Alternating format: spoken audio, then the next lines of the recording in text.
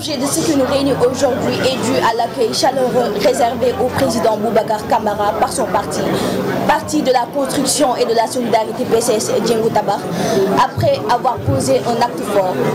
la démission au poste de directeur général adjoint des douanes du Bénin. Sans plus tarder, sous vos applaudissements, veuillez accueillir le président Boubacar Camara pour faire une conférence de presse.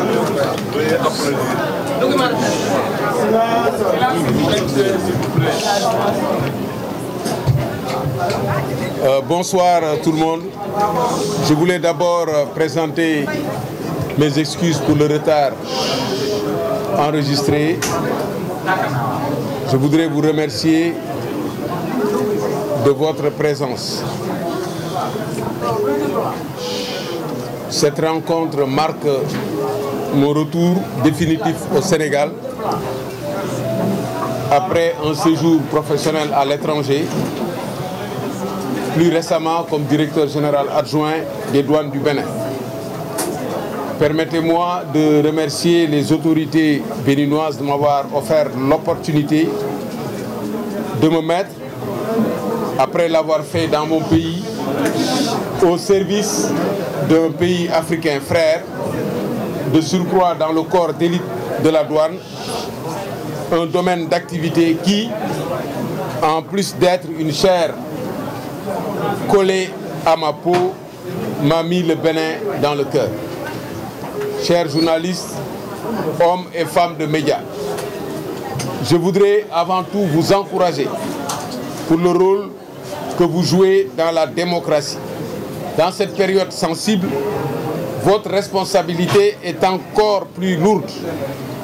Vous méritez respect et soutien. Vous devez veiller à votre indépendance avec courage et intégrité. Dans cette direction, vous nous trouverez toujours à vos côtés. Je suis de retour au Sénégal, que je n'ai jamais quitté. On ne quitte pas son cœur. Je suis revenu pour me consacrer en plein temps au parachèvement de l'entreprise de conquête du pouvoir dans laquelle je me suis engagé avec foi et détermination. Comme vous le savez, nous empruntons la dernière ligne droite vers l'élection présidentielle du 25 février 2024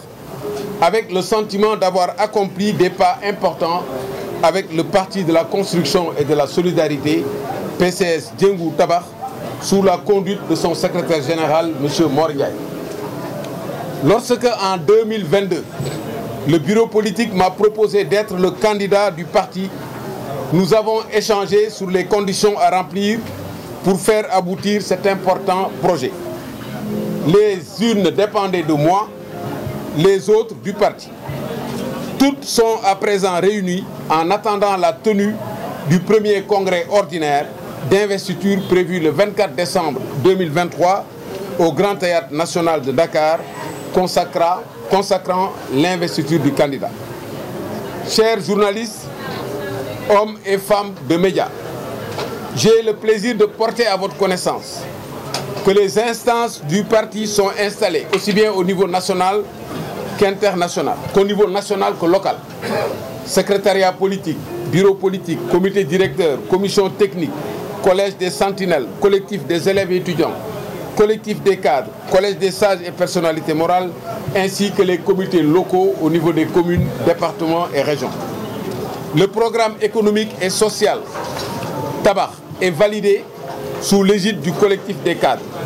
La caution est mobilisée, le parrainage est bouclé et Kama est prêt à gouverner le Sénégal dans l'harmonie et la paix. Il est de retour. Je voudrais féliciter tous ceux qui, de près ou de loin, ont contribué à ces avancées significatives dans la rigueur, sans tambour ni trompette. Chers journalistes, hommes et femmes de médias, dès demain, s'il plaît à Dieu, nous entamons une tournée nationale et internationale dénommée Jatayou Falkama. Nous nous rendrons dans tous les coins et recoins du pays et dans la diaspora où nous attendent avec impatience, ferveur et espoir nos militants et sympathisants, mais surtout les populations à qui nous allons proposer des solutions aux intenables difficultés qu'elles vivent et leur demander de nous soutenir dans la construction du Sénégal. Nous avons un seul message, tabac, construire. Aujourd'hui, je reviens au Sénégal, au moment où l'inquiétude a atteint son comble à cause de 5 grands maux qui gangrènent notre pays. La pauvreté, l'ignorance, le chômage, l'insécurité et la maladie. Notre pays traverse également des moments de doute avec les crises de l'éducation, de la santé, une recrudescence de l'immigration irrégulière, une mauvaise gouvernance systémique. D'importantes réformes sont à entreprendre et des défis vitaux sont à relever dans un contexte sous-régional et mondial sensible pour un pays futur producteur de pétrole et de gaz. Enfin, la tournée Jatayu Falkama m'offre l'agréable occasion d'écouter directement mon peuple, de le consulter, de partager ses inquiétudes et de lui présenter des solutions que je préconise et dont je ferai une fidèle restitution jusqu'à l'élection présidentielle du 25 février 2024. Chers journalistes, hommes et femmes de médias, je vous invite à nous accompagner dans cette mission. Je reste à votre aimable disposition pour répondre à votre question. Je vous remercie. ñu ngi leen di sant bu baax di jégalu ci yéex a tàmbali bi di leen wax ne tey dama dellu si Sénégal bi ma nekkee bitim réew du fa liggéey lu toll si ñeenti at bu ci mujj mooy Congo mooy Bénin bi nga xam ne directeur général adjoint des douanes laa fa nekkoon. tey nag ma dellu si ci réew moo xam ne mooy sama xol mooy Sénégal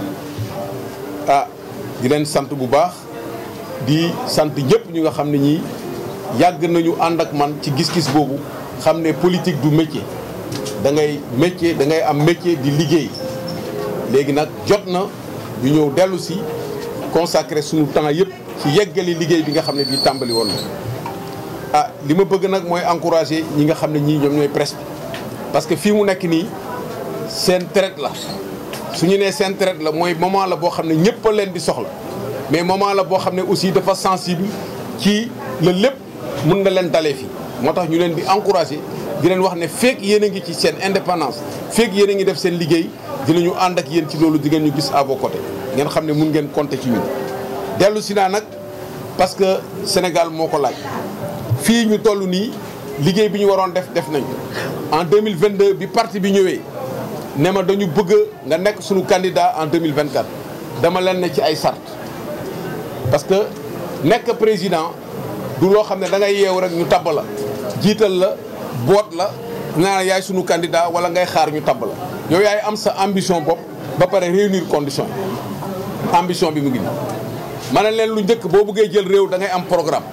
man am naa livre programme liggéey nañ ci bu yàgg dinaa ko génne livre programme bi ma jox leen ko collectif cadre bi liggéey ko valider ko woo lu toll ci téeméeri expert ñu valider ko mu nekk programme boo xam ne bu taxaw la loolu condition boobu réunir beneen condition bi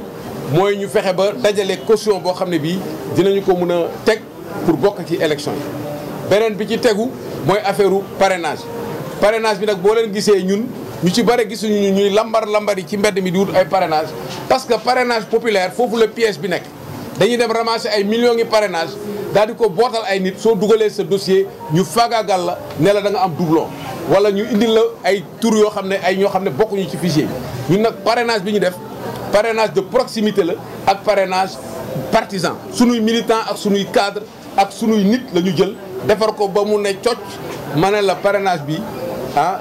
amul fu nit ñi mën a jaar ba indil ñu loo xam ne lii dinañu ko créer am na nag maa ngi def mise en garde nag ci affaire parrainage bi lu bëgg ngeen xam am na ay société yoo xam ne yi ñu ngi def excès de zèle ne dañuy dimbale nguur gi ci affaire parrainage di ut ay base de données di ko jéem a utiliser yëg naa ko avertir naa nag foofu laa yem carte d'identité yi nga xam ne aussi dañ koy defar nañ ko jox seeni borom directement bu mu jaaree ci fenn am na lu ma ci yëg nañ ma moytu ñaareel baa nga noonu ci affaire parrainage kon sondage yi aussi am na ay sondage yu nit ñi def gis nañu ay progression li ñu doon yaakaar yëpp ci seen calcul dafa daanu léegi ñu ngi fexe nu ñuy faagaagalee nit ñu jox leen ay recommandation naan leen diw bu bokkee day gagné diw bu bokkul day gagné yëg naa ko kon nag moytu leen ñun avertir nañu mettre nañ leen en garde élection yi dañu bëgg mu jaar yoon te bu ñu bëggee mu jaar yoon dañ ci war a taxaw yéen nag presse bi dafa am benn rôle boo leen ci war a jouer rôle boo xam ne dafa am importance sunu instance taxaw na ñu ngi pare tournée jataayu Falkama dinañu dem déglu nit ñi waxtaan ak ñoom fu ne xam ci lan la ñu nekk defal leen ay proposition complété ko loolu ku amul parti doo ko def pare nañu loolu léegi yëpp dellu si nañu li des nag mooy taxaw ci élection yi loolu dinañ ko def li ma bëggoon nag mooy sant ñëpp ñi nga xam ne ñi liggéey nañ ci jataay boobu nag bu ñu ko defee ba pare dañu ñëw Sénégal wax ne fii ñu tollu Sénégal ñëpp xam nañu ne ñàkk loo dundee moo fi nekk ñàkk jàng moo fi nekk ñàkk xëy moo fi nekk ñàkk kaaraange moo fi nekk ak ñàkk wér mooy juróomi góom yi nga xam ne yi moom mooy góomu Sénégal ci góom yooyu yëpp dañ ci am solution mu nekk suñu programme mooy tabax képp ku ñuy weddi wala képp kuy werante ak ñun ci tabax ngay werante ak ñun duñu duggati ci détail programme lu ne nga ne lii laa am lii laa mën def ñu ne la lii la ñu am lii la ñu mën a def kon nag foofu la wax ji nekk ay politique ay débat yoo xam ne amul solo ñun duñ ci dugg li am solo mooy fan nga bëgg a jëmale réew mi ban cap nga bëgg a jëmale réew mi ndax nag Sénégal dafa bare ay stagiaires ak ay élèves ak ay étudiants yoo xam ne dañu bëgg ñu jox leen réew mi ce n'est pas possible réew du affaire caaxaan l'État c'est du sérieux am na document bu ñu def je suis prêt à gouverner le Sénégal dans l'harmonie et la paix expliquer nañu lépp lu ñu war a def et on est déterminé kon nag tey géew gi am na gan géew gi am na gan géew gi am na gan kon nag ñu ngi leen di déglu on est à votre disposition di déglu seen laaj wasalaam jërëjëf